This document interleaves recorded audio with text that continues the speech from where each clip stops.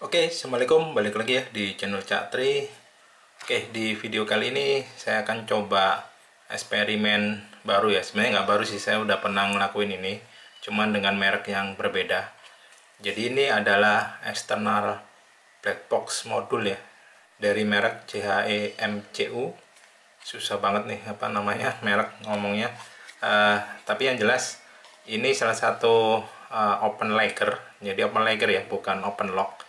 Open lagger yang harganya sih nggak terlalu mahal. Jadi apa sih yang bisa dilakukan oleh si external black box ini? Ya, seperti namanya, dia bisa menyimpan data-data yang dikeluarkan oleh FC ya. Contohnya kayak data giro, data telemetri misalkan, dan lain sebagainya. Nah, ini nanti akan saya coba. Saya pasang di sini ya. Ini Quad Micin 1S ya. Untuk speknya ini kalian bisa lihat ya di deskripsi, atau saya nanti akan pasang juga di screen. Ini pada dasarnya sih nggak ada black boxnya. Jadi ini saya coba tambahin ini, mudah-mudahan sih nggak jadi tambah berat ya. Karena untuk Micin 1S nih sangat sensitif banget sama berat. Cuman nggak apa-apa, kita coba aja buat eksperimen. Oke, langsung aja ini kita akan coba buka ya. Jadi ini baru saya beli ya. Ini harganya sekitar 180.000. Yang didapat udah cuman ini aja berarti. Ini kita buka.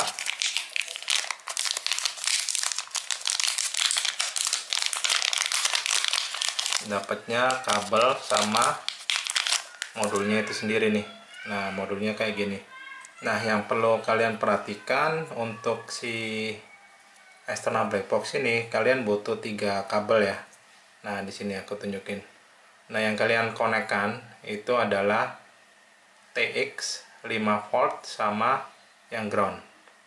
Jadi bukan TX, sorry, RX ya kalau yang di sininya. Jadi RX yang di sini nanti akan connect ke TX-nya yang ada di FC di sini.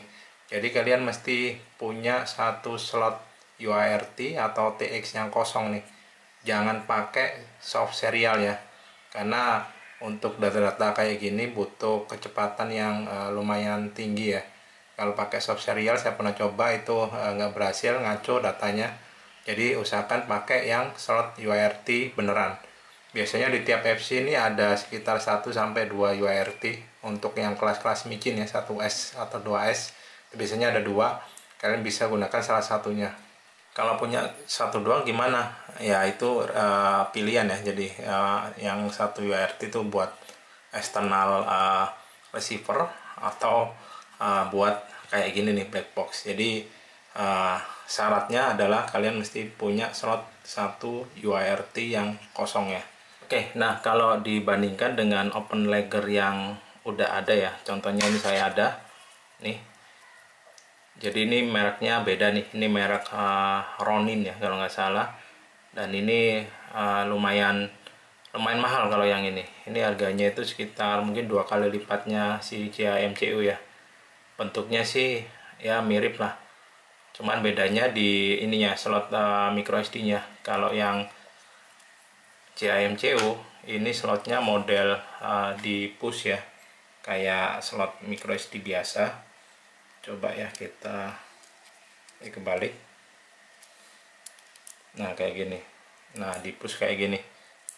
Nah biasanya kalau di push kayak gini tuh kalau crash ya, itu rawan lompat nih ininya, apa namanya, micro SD nya. Jadi kalian mesti posisikan dengan baik lah di micinnya nanti. Sedangkan kalau yang punyanya si Ronin ya, open lagger Ronin, ini modelnya dibuka ya, dikunci nih. Nah kayak gini tuh. Ini sebenarnya lebih aman nih kalau misalkan crash ya, karena ini modelnya kunci. Cuman memang positioning di micin itu agak lebih susah kalau modelnya kayak gini, karena untuk ngambil micro SD nya dia akan lebih susah ya. Nah untuk soal bobot ya, bobotnya ini kayaknya nggak jauh beda, cuman nggak tahu, kita coba timbang aja. Ini kita timbang. Untuk yang CHE-MCU ini bobotnya sekitar 1,5 ya, 1,4, 1,5 ya. Ini karena sama micro SD nya ya. Kalau misalkan micro SD nya saya ambil itu sekitar 1,1 gram, kalau ditambahin micro SD itu sekitar 1,4. Kalau yang si Ronin, cuma ini udah ada kabelnya ya, nggak apa-apa, kita timbang aja, itu sekitar 2 gram ya. Kalau misalkan ditambahkan micro SD ini sekitar 2,2 gram, jadi lebih ringan yang punyanya di AMCU. Kita coba aja, mudah-mudahan nggak terlalu bikin beban ya di sini, karena 1S ini sangat sensitif banget sama bobot. Nanti mungkin nggak tahu nih, nanti coba saya pikirkan mau ditempatin di mana ya. Untuk video pemasangannya mungkin saya skip ya, karena mungkin butuh waktu agak lumayan lama biar nggak terlalu panjang videonya.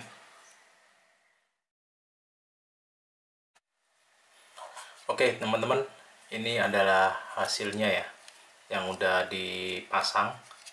Jadi ini udah malam, saya baru bisa ngelanjutin habis pulang kerja. Nah untuk open leggernya ini saya posisikan di sini ya, di tengah-tengah sini, karena di tengah-tengah sini ternyata ada space ya, lumayan muat nih ditaruh di sini.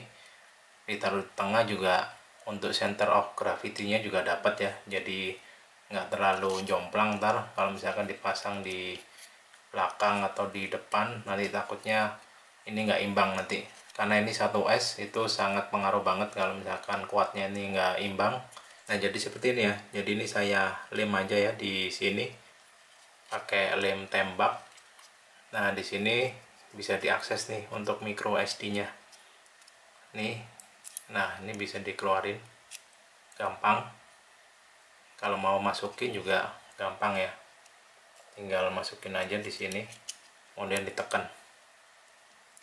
Nah cukup praktis.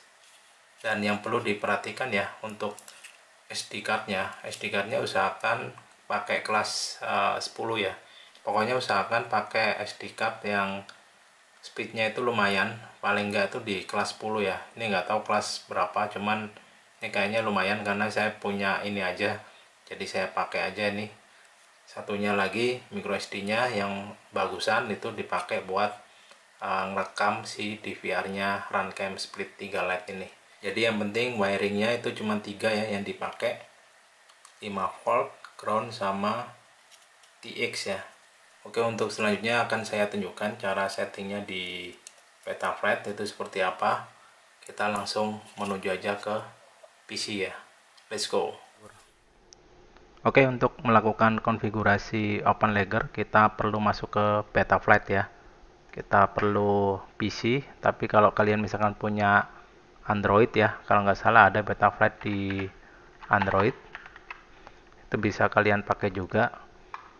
Settingnya sih ya, harusnya sama juga seperti dilakukan di PC. Oke, kita connect ke Betaflight, terus kita masuk ke sini ya, ke port. Nah untuk di port ini saya konekkan OpenLegger-nya itu ke TX2 ya. Nah kalau misalkan kalian cuman punya 2 dan satunya ini saya pakai buat external receiver ya, dan yang TX yang kedua ini dipakai buat smart audio untuk VTX, ini kalian bisa tuker ya, atau kalian bisa swap. Untuk yang smart audio itu saya pakai di soft serial ya, jadi saya aktifkan soft serialnya ini. Cara ngaktifkan gimana? Kalian mesti masuk ke sini ya, ke konfigurator. Nah di sini ada namanya soft serial, ini kalian perlu aktifin biar di sininya itu muncul ya. Nah untuk OpenLegger-nya itu di set di UART 2 ya, atau di TX2. Itu yang perlu kita set itu di bagian peripheral. Di sini kalian pilih ya black box locking. Kemudian di sebelah kanannya ini untuk baud rate-nya itu set di 2 juta. Kalau case-nya saya ini karena ditukar ya, jadi yang soft serial ini buat VTX-nya. Ini kebetulan saya pakai IRC Tram ya, bukan smart audio. Oke, kalau udah itu tinggal save and reboot. Nah, kalau udah save and reboot, habis itu kita masuk ke menu black box di sini. Nah, di bagian black box configuration Ini untuk black box logging device, ini pilih serial port. Kemudian untuk black box logging rate, ini pilih 2 kHz ya. Sebenarnya kalau untuk gyro flow itu di set di 500 Hz itu udah cukup sebenarnya, karena minimum requirement-nya untuk gyro flow itu di 500 Hz. Cuman kalau lihat di OpenLagger di petunjuknya yang JHMCU itu di set di 2 kHz. Jadi kita ikutin aja yang petunjuknya dari JHMCU. Untuk black box debug mode-nya ini di set di gyro scale ya. Ini sebenarnya di set none itu bisa, cuman lagi-lagi di petunjuknya JHMCU itu di set di gyro scale ya. Untuk debug mode-nya ya udah kita ikutin aja. Takutnya nanti hasil dari black box filenya itu nggak ke-generate. Kalau udah ini tinggal save and reboot. Nah, kalau udah save and reboot itu tinggal langsung aja bisa dipakai ya. Ini kita disconnect. Nah, ada satu lagi yang ingin saya tunjukin. Ini saya colokin ya micro SD-nya ke PC. Kita coba buka ya di sini. Siap OpenLagger. Nah, isinya itu seperti ini, hasil generatan dari black box itu. Jadi di sini ada Lagger CFG. Jadi kalau misalkan kalian colokin micro SD-nya ke slotnya OpenLagger, itu kalau nggak muncul ini berarti ada yang error. Kalau misalkan ini dibuka ya. Nah, ini pastiin baud rate-nya itu sama dengan yang di set di Betaflight konfigurator ya. Ini kan di set 2 juta tadi. Nah, ini pastiin sama. Kalau udah itu tinggal save aja. Nah, kalau kalian lihat ini ada dua file ya, log 00 dan log 01. Ini itu ke-generate ketika kita nyalakan kuatnya ya, atau nyalain michinya. Kalau misalkan kalau kalian nemuin misalkan nih size-nya itu ada 0 ya, 0 kilobyte. Itu artinya kalian cuma nyalain doang tapi nggak di arming. Kalau misalkan kalian ada isinya nih, kilobyte-nya ini kayak ini contohnya. Nah, ini sebenarnya itu berarti di arming dan dibuat untuk terbang ya. Nah, untuk memastikan hasil generatan dari si black box-nya JHMCU OpenLagger, kita bisa ceknya di black box explorer. Itu kalian coba open aja nih filenya. Kalau misalkan ke generate berarti dia itu hasilnya udah bisa dibaca ya. Nah, kalau udah bisa dibaca ya kayak gini, berarti hasil dari generatan si OpenLagger-nya JHMCU itu berhasil.